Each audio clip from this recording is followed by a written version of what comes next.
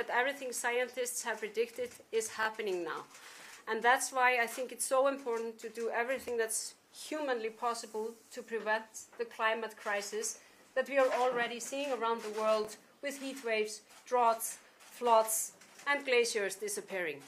And I think it's also so important to remember that in our fight against the climate crisis, we always must remember to social justice, gender equality, and human rights, because climate change affects people differently, rich and poor nations, men and women. And thirdly, and last, I would like to talk a little bit about gender equality, which is also a core issue. I think that whatever issue we are tackling, be it security, economy, environment, it's so important to have this even number of men and women around the table. And Iceland has been in a leading role when it comes to gender equality for the last 10 years, but I also know that it's not a given.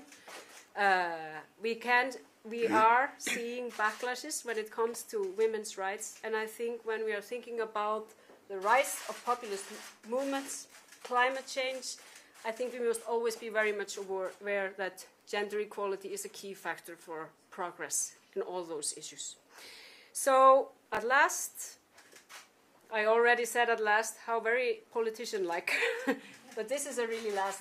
I think this meeting is very symbolic for the good relations of Iceland and Germany. We have enjoyed very strong bilateral relations over the years and decades.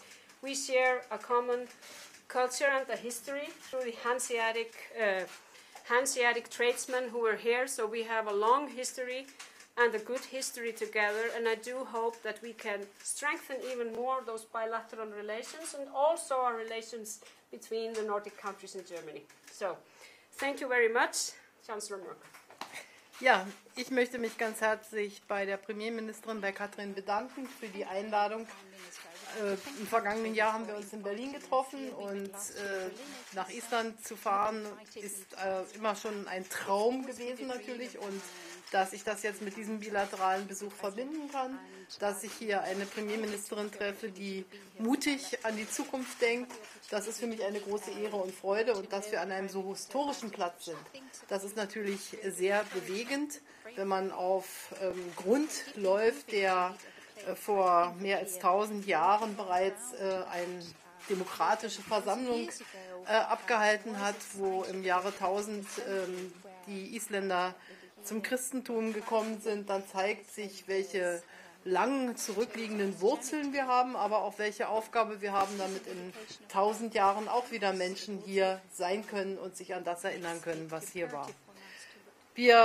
Ich kann diesen bilateralen Besuch, und ich freue mich natürlich, dass wir hier heute in diesem privaten Rahmen auch sind, verbinden dann mit der Einladung der Premierministerin auch an dem nordischen Treffen teilzuhaben, und auch das ist für mich sehr bewegend. Wir werden in der Tat, glaube ich, über die 3 von Katrin genannten Themen sprechen, nämlich das Thema der Demokratie, auch der Situation in der Europäischen Union. Wir sind hier an der tektonischen Verbindungsstelle von den europäischen Teilen und dem amerikanischen Teil. Wir sehen also, wie verbunden diese Welt ist, auch wenn die Bergteile etwas auseinandergewandert sind in den letzten 9000 Jahren, so sind sie doch immer noch sehr eng zusammen. Und deshalb werden wir natürlich auch über unsere transatlantischen Beziehungen sprechen, denn Island hat natürlich auch sehr enge Beziehungen und hat auch vieles der Hilfe der Amerikaner mit dem Marshallplan nach dem Zweiten Weltkrieg zu verdanken, als Island seine Unabhängigkeit bekommen hat. Deutschland und Island verbindet viel. Ich glaube, in den letzten Jahren, das hat uns der Nationalparkleiter hier noch einmal gesagt, natürlich auch zunehmend Touristen, die die Faszination Islands mit sich bringen, aber auch Studenten. Und insofern ist der Austausch nicht nur auf die wirtschaftliche Kooperation ausgerichtet, sondern eben auch auf eine Vielzahl von menschlichen Kontakten. Wir werden zweitens über das große Thema Klimawandel sprechen. Island hat sehr ambitionierte Ziele, hat natürlich auch seine eigenen natürlichen Gegebenheiten. Auch Deutschland möchte bis 2050, 10 Jahre später als Island, aber bis 2050 klimaneutral sein. Und wir bereiten gerade sehr intensiv weitere Entscheidungen vor. Und vom Wandel der Mobilität bis zu den Fragen der Energieerzeugung glaube ich, haben wir auch gemeinsame Herausforderungen, über die ich heute Abend sehr gerne sprechen würde. Und dann kommt ein dritter Punkt, und das ist in der Tat die Gleichberechtigung von Männern und Frauen oder Frauen und Männern.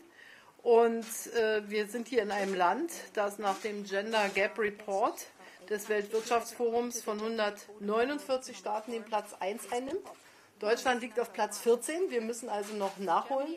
Gerade in der Wirtschaft ist es bei uns so, aber auch in der Politik, dass die Frauen noch längst nicht die Parität erreicht haben. Und insofern werden wir uns auch über diese Themen austauschen. Bisher war meine Bekanntschaft mit Island, neben dem, was ich gelesen habe, darauf beschränkt, dass ich eine Reise von Amerika nach Hause nicht tun konnte, weil der berühmte Vulkan Eyjafjallajökull, naja, Sie wissen schon, wen ich meine, weil er ausgebrochen war und seine Wucht der Natur gezeigt hat. Und ich musste einen Umweg über Portugal und Rom machen und dann mit dem Bus mit vielen Journalisten nach Hause fahren. Es war auch eine schöne Reise. Aber ich erwähne das deshalb, weil wir, glaube ich, am Beispiel von Island noch einmal stärker lernen können, dass der Mensch mit der Natur pfleglich umgehen muss und dass er ein Stück Demut zeigen muss, auch gegenüber der Natur. Und ich glaube, die wir sind, die wir technisch so vieles können, uns tut es ganz gut, ab und zu daran erinnert zu werden, welche Kraft und aber auch welche Schönheit die Natur hat.